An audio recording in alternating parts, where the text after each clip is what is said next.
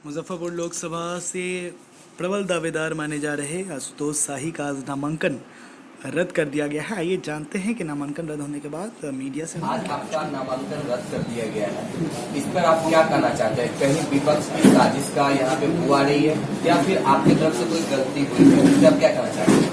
जी बिल्कुल, ये विपक्ष की ही साजिश है और सुप्रीम कोर्ट का, जैसा कि आप लोग जानते होंगे, स्पष्ट निर्देश है कि किसी परिस्थिति में चुनाव नामांकन रद्द नहीं किया जाना चाहिए किसी भी त्रुटि के कारण।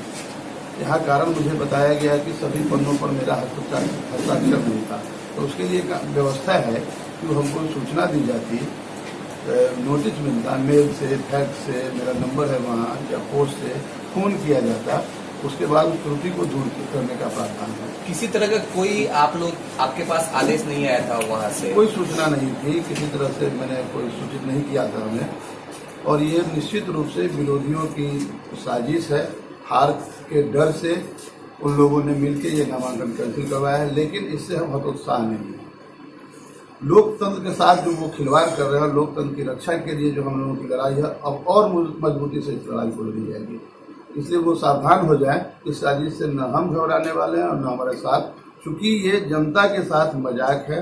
यहाँ लोग मुझे लोक उम्मीदवार के रूप में मैदान में उतारे थे, लोगों ने तय किया था मेरी उम्मीदवारी, तो लोगों को नकार दिया गया है। लोगों के प्रयास को विफल बनाने का, अभियान को विफल बनाने का प्रयास किया गया विरोधियों के द्वारा।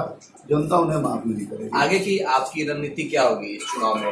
किसी का साथ देंगे आप, या फिर आप लोगों से फिर ऐसे जैसे आप अपना कैंपेन कर रहे थे उसी दौरान करेंगे, लोगों से अपील करेंगे मतदान करने की? इस अभियान की शुरुआत की गई थी राजनीतिक दलों की मनमानी के खिलाफ, तो किसी राजनीतिक दल को साथ देने का तो सवाल ही नहीं उठता है।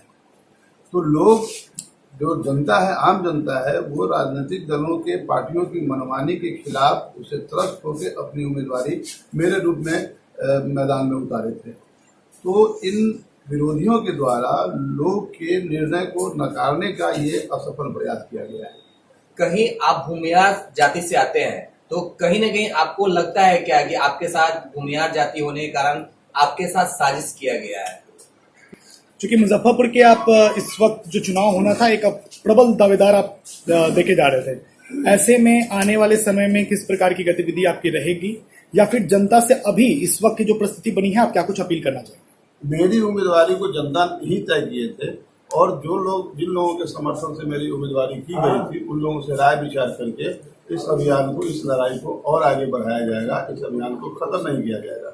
मैं तो इसको मैंने एक तरह से सांकेतिक जीत समझता हूँ, इसलिए कि वो पहले डर गए हमसे, और डरने के बाद तरह तरह के हथकंडा अपनाए, उसका एक हथकंडा यह भी है।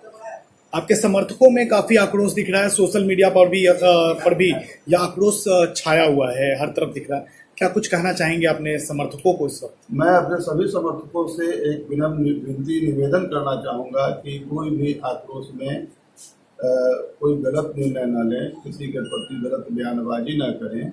हम लोग लोकतंत्र में, संविधान में विश्वास रखने वाले लोग हैं, और जो भी इसका लोकतांत्रिक संवैधानिक हल होगा, तरीका होगा, उस तरीका को अपनाते हुए हम इस लड़ाई को आगे बढ़ाते रहेंगे। क्या आप मानते हैं कि प्रशासन या फिर ये चुनाव आयोग में भी भ्रष्टाचार पनप रहा है?